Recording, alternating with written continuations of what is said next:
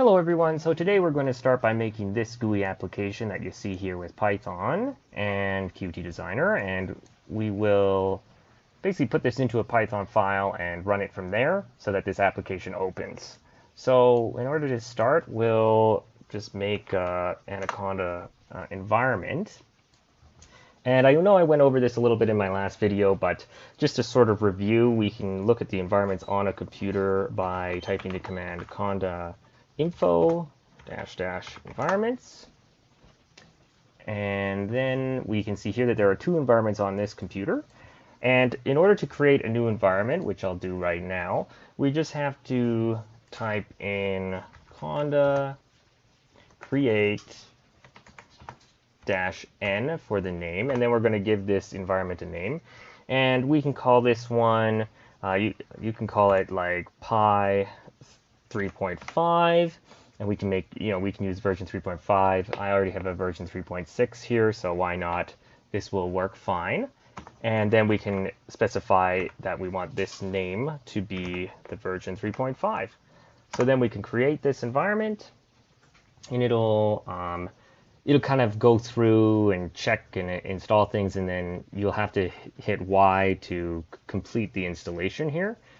We'll just let it do that. There we go. So this is just what it's going to start the environment with, and you can see it's starting with Python 3.5.5 and like pip so you can pip install things. So just the absolute basics there. So we'll say yes, and now it's going to put together that environment for us. Okay, so that is finished installing, and it'll give you a choice to activate this environment if you want, or you can deactivate it. We don't really have to activate or deactivate it right now because we're going to point directly to this environment with PyCharm anyway. So I'll just close this now, and we can open up a new PyCharm project.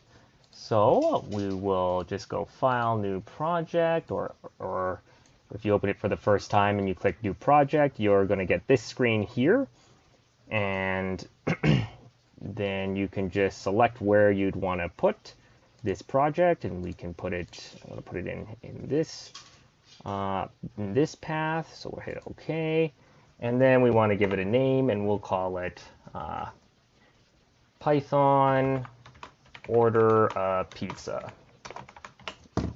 And then right here where it says Project Interpreter, you can just open up this sort of tab here. And we want to use an existing interpreter, but we don't want to use this one. We want to use the one that we just made, and it's not showing up here, so we can just browse for it. And we made a conda environment, so we can click on this one. And again, we can browse for the environment that we made. And in my case, my project is saved into. So to find where your environment is, you can open up the Anaconda prompt again. Anaconda prompt, and again, we can just go to conda info and get the information on our environments, and it'll show us the path there. Okay, so the pi3.5 is this path right here. So what we can do is essentially we can open up a file explorer here, and we can look at this path. So it's going to be app data local conda environments. So we can just look here, go into app data local, and then conda and environments. And from here, you can see here's the two environments I have where we are using the pi3.5. And this is where you can find the Python interpreter, which is right here. So we can just copy and paste this path from the file explorer and paste that right into here. And we can get rid of the double C. And there it is. And we'll open it up and click on the Python executable in the pi3.5 environment that we just created. So once you hit OK, so there it is. You can see that it's been selected here. We can hit OK again. And now our interpreter that we're using is pi3.5. So now we can basically add packages specifically just to this environment and use it for this project. So we'll hit create, and then we'll just drag this over. Here it is. Here's our new Python environment. So it's here to see that we are indeed pointing at the Python 3.5 environment that we created. And then we can essentially begin to make files. So we can create a new file here. We can call this one main.py because this is where our main code will go. Okay, so we have made our main.py file, and now what we can do is we can, we can start designing our GUI, which again is going to look like this. So what we can do is, if you remember, the PyQt is in, if we go to Anaconda 3, so you go into your C drive, your users, your username, and then Anaconda 3, and then you need to scroll to library and go into the bin. And if you scroll down in here, I just went by it, I think, I just keep scrolling by it really fast. Oh, no, maybe,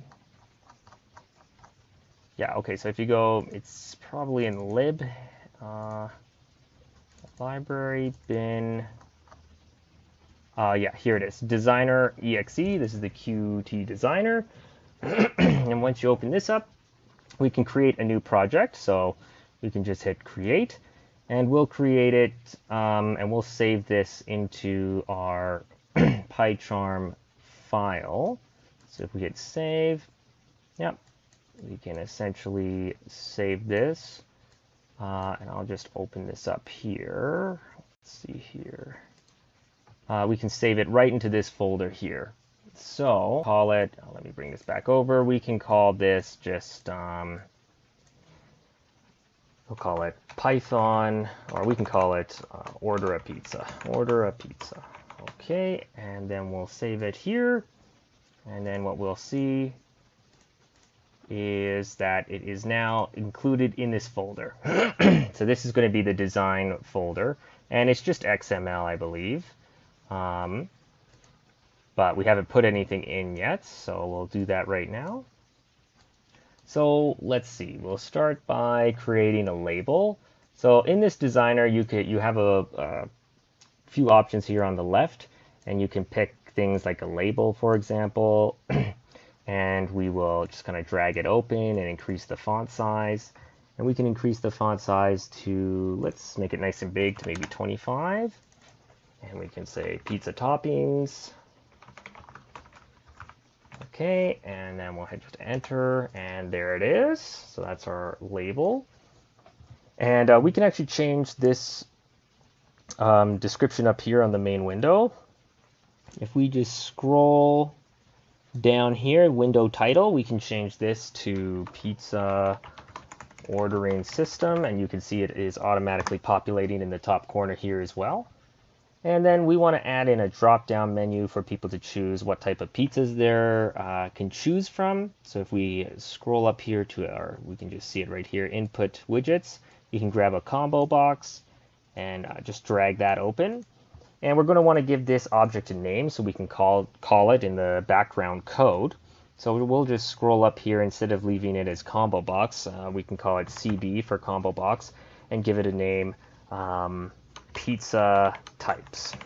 And then we can create a table widget that will display the types of toppings on those specific pizzas. So when a user drops down and selects a pepperoni pizza, for example, they can see what types of cheese, what types of sauce, or what type of meat is on that pizza. So there we can use a table widget for that. And we can see here, this is a list widget, but we're looking for a table widget.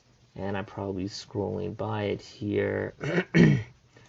Where is that table widget gone? I know it's in here. Tab widget, nope. Oh, it was right in there. Okay, table widget. And we'll just drag this open here a bit. There we go. And we want to give it, let's say, 4 columns. So in order to do that, you can scroll down here sort of on the properties side. And there is a columns tab here, row count, column count. We'll make 4. So we could have, like I said again, the cheese, the sauce, the meat, and the veggies that are on that pizza, or something along those lines. And we'll put that right in the center there. And then finally, we can have an order button. So we'll scroll down here and look for Input, let's see here, display. I believe it's called a push button. Here we go, buttons. So we can just drag this over here, and we can call this order. And we're going to want to give this button a name as well. So we'll call it button order. And did we give the table a name? Not yet. So we can just call this TW for table widget and call it table widget pizza toppings. And then finally here, we probably want a little label that we can change once the user has hit order to say that they've ordered the pizza. So we can drag in another label here. And what we'll put in this for right now, we'll just say order status. But once the user hits order, we can change this text to say something like ordered, or your order is being processed, or whatever. So because we're going to dynamically change this label with the code, we're going to want to give it a name. So we can just call it label LB, and then call it order status, because that's what it is. So there we go. So we've quickly just threw together this GUI here, and all we're going to have to do is save it. And now, if I minimize this, we can minimize that, we can open up the code. All those have been saved into this file right here. So now we have to call this file with our main program to open it up. So just to show that this, we are just doing basic Python here, we can put a string called message, and we can set that equal to hello world. And then what we want this to do is simply print hello world. Or sorry, we want this to print the message, which is hello world. So all we have to do is we can right click on this and run it, and then you'll see, great, it printed out hello world. So now we know that this is working. So we can just go from there. Now, what we're going to have to do here is start by importing PyQt5. So we can import PyQt5. So from the PyQt5 module, we're going to import Qt widgets, UIC, and that's it. We'll start just with that. Now, you can see here, this module doesn't exist, and actually, yeah, we haven't actually installed this module yet, so we're just going to go back to Anaconda prompt, and we're going to conda install into this environment we made. So again, we can go conda info -- environments and find out what environments we have to work with on this machine. And then we're going to activate Py35 environment. And you'll see that this is activated by the parentheses Py35. There it is. And then let's look, we can conda list to see what current Python packages we have installed. And as you can see, we don't have PyQt. So what we want to do is conda install PyQt. So we'll install that, and it's going to fetch the data and sort of give us an overview of what it is, and then give us the option again, yes or no. So the following new packages will be installed, it says. So it's going to install this stuff here, but this is sort of what we're looking for ultimately, PyQt 5.9.2. So yes, we do want this. So we'll hit yes. And this is going to install all these new packages here. Okay, so my package finally finished installing here, so we'll just continue now. So once we've installed that, we can now continue on by making a class. So basically, we're going to make a class for the window, or the GUI.